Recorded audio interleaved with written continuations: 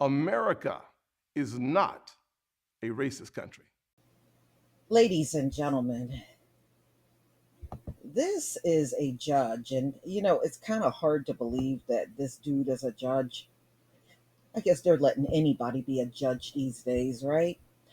So he is under fire for bragging about pulling a gun out on a black man in court. That's what this judge did. And now they're in the process of trying to get him removed from office. Well, brandishing a gun at somebody, shouldn't that be a crime? He should be arrested. But see, in this society, he will do something like this, and the worst that will happen to him is he loses his job, and it won't go any further than that. Like I said, they're very selective about when they want to enforce the law and when they don't. Let's get into it. So, a rural New York judge boasted about whipping a gun out on a black man in court. Judicial watchdog finds. So, a justice for a rural town in northeast of Albany should be removed from office for boasting about a time when he pulled out a gun. It was a semi automatic handgun on a black defendant in court. That is not the job of the judge to pull weapons out on people. What he did was sit in his courtroom and commit a crime. And as you can see, they did absolutely nothing to him, just like we see in America all across the board. It depends on who commits the crime and what their face and skin color looks like. So they're saying now that the state's court is conducting um, an investigation, and they have ruled that he needs to get out of office. So the town justice, his name is Robert J. Patorti, long believed that he had done nothing wrong when he pulled a gun out, that he claims he's a licensed gun holder. But, you know, even if that is true, pulling a gun out on a defendant is not part of your job as a judge. It isn't. So this is the Whitehall Town Court in Washington County. This is where that happened. Patorti got in trouble after he told others that one time he had pulled a gun out after fearing for his life at the hands of a large black man. Get out of here.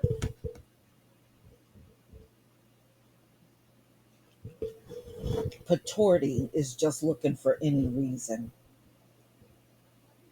He's just looking for any reason. So, did this black defendant pull a weapon out on you? And from what I see, where the defendants sit and where the judge sits, it's not like you're right next to each other. So, what was so threatening about this man? It's not against the law to be a large black man. Okay. So, no matter how you look at it, this judge is wrong. So, okay, y'all always use I fear for my life just to get away with killing black people and getting off.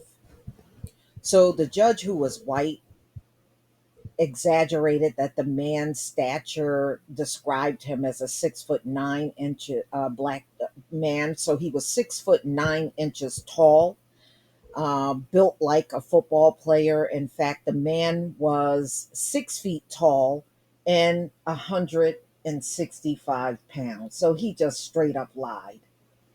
He just straight up lied. Get out of here. You can't tell the difference between a 6 foot tall man and one that's 6'9". So he greatly exaggerated everything about this man. And if he was 6 feet tall, 165 pounds, he was pretty thin. So later, Pretorti admitted that he had no reason to believe the man was a threat to his life. or he was in danger at the time when he pulled the gun. So he's just lying about everything. You know, this just proves this man should never ever be on the bench at any court. He can't even tell the truth. First, he lied about the size of the black man. Then he claimed he feared for his life, and now he's rescinding fearing for his life. Just lied altogether. You just wanted to pull a gun on a black man. So, in New York State, a reasonable fear of one's life is in danger is the standard for any civilian, not a judge, to pull on someone else. The incident happened in 2015 or early 2016. It wasn't investigated until years later. Look at how long he got away with this. So they're saying about 2015, this is 2022. Look at how long he got away with this. Okay, so when he pulled this gun out in court, there was nobody else in court, just the judge and the defendant. Who else was in that court? So you mean to tell me there was probably a prosecutor or some sort of, was there a court clerk? Was there a bailiff? Were the COs in court with this dude? I find it hard to believe with other people being in that court and not one person reported what this judge did in 2015. Talk about staying on code, y'all. Talk about staying on code. Nobody reported this judge. Nobody reported the judge. You mean a court clerk was not in the room? Nobody said a thing?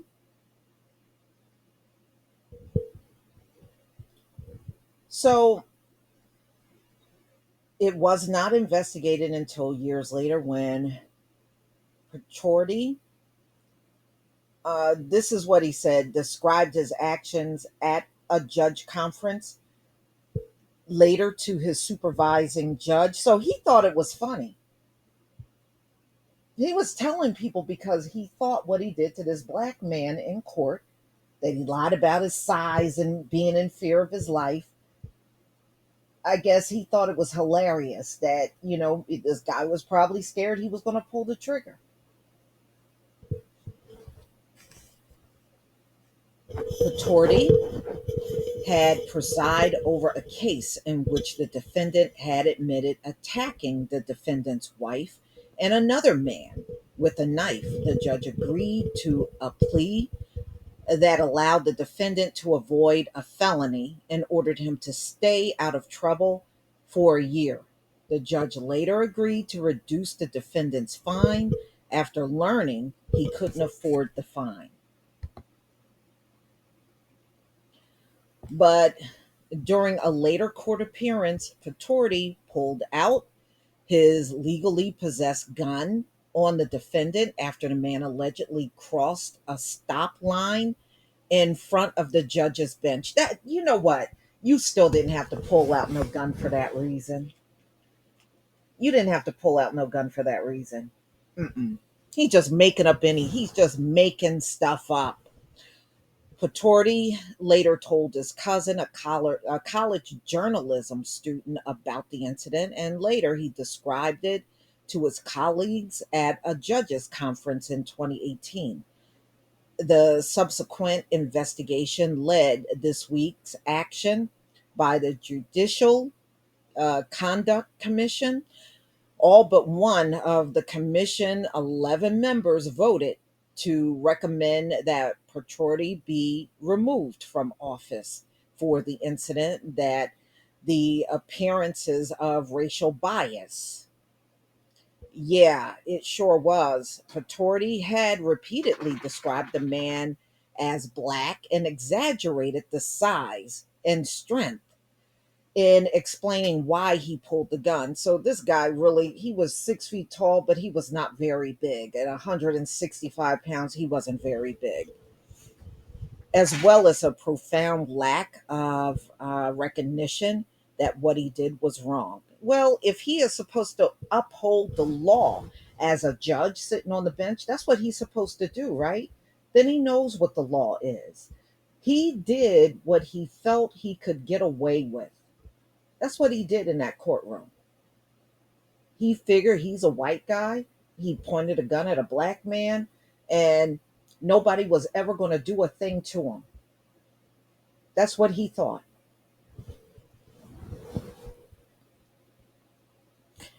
So, one dissenter, Ronald J. Rosenberg, a downstate commercial lawyer, offered a spirited defense for Patrioty's motivation, arguing that it was an isolated incident and that the judge later recognized was wrong. No, you know what? Y'all have been using that for a long time. Something being an isolated incident has nothing to do with the fact that he was a judge sitting on the bench. He pulled a gun out of on a man that was never a threat to him, and then he tried to claim a 6 foot tall, very thin man was some big, menacing 6'9" black man. And even if he was a 6'9" black man, he still didn't deserve to have guns pulled out on him by some judge. That still doesn't justify nothing. And that isolated incident, that don't get you off of, man, get out of here with that. You just use that to try to get out of things. And as you can see, ladies and gentlemen, anytime they do something wrong, anytime they know they've done something wrong, they're always looking to get out of everything, not own up to it, not be accountable to it, get out of it. Oh, what can I do to get out of this whole thing? That's what this, oh, well, it's just isolated. You're just looking for a loophole out. What about taking accountability? Okay, through this whole story, he hasn't taken 1 ounce of accountability. Pretori's handling of the defendant's case also showed that he had no racial bias. Rosenberg added, well, it shows plenty of racial bias to me. Okay, Rosenberg, show the white defendants that he pulled guns on when he was sitting on the bench. Okay, otherwise, nobody wants to hear all of that. The majority pointed out the obvious: a courtroom is no place for a judge to brandish or point a gun at a litigant. It also failed uh, the judge. They also faulted him, and they said he failed in this whole thing by running around and repeating the story. He was boasting about it. He was going around to different people boasting about this incident. That's what he was doing. But the fact that it happened in this case, it would otherwise be, it's wrong for a judge to sit and brandish a weapon in court altogether. That's not his job. If something goes wrong in the courtroom, they usually have cops or a bailiff or somebody in there that will protect the courtroom from anybody getting out of hand or getting violent in there. So the judge doesn't need to be brandishing guns from the bench. So, in the news release, to then brag about it repeatedly, and and he was making racial remarks when he was telling this story on top of all of that is indefensible. Yes, it is. Yes, it is. Okay, so they said, this judge is not a lawyer and can ask the state high court to allow him to remain on the bench. Otherwise, the commission's order for removal will be binding. Patorti had taken office in 2014 with a current term that expires in 2025. He listed his occupation on Facebook as a machinery equipment operator for the town of Whitehall, the commission said. No, he needs to get off of the bench and he needs to be charged with a crime because when he brandished that gun at this black defendant, He committed a crime in that courtroom. He needs to go to jail. But we know he won't. In this system, they think firing him will be good enough. And no, it's not good enough. Please leave your comment and subscribe. Don't forget to hit on the notification bell, and I'll see you on the next video. Peace, family.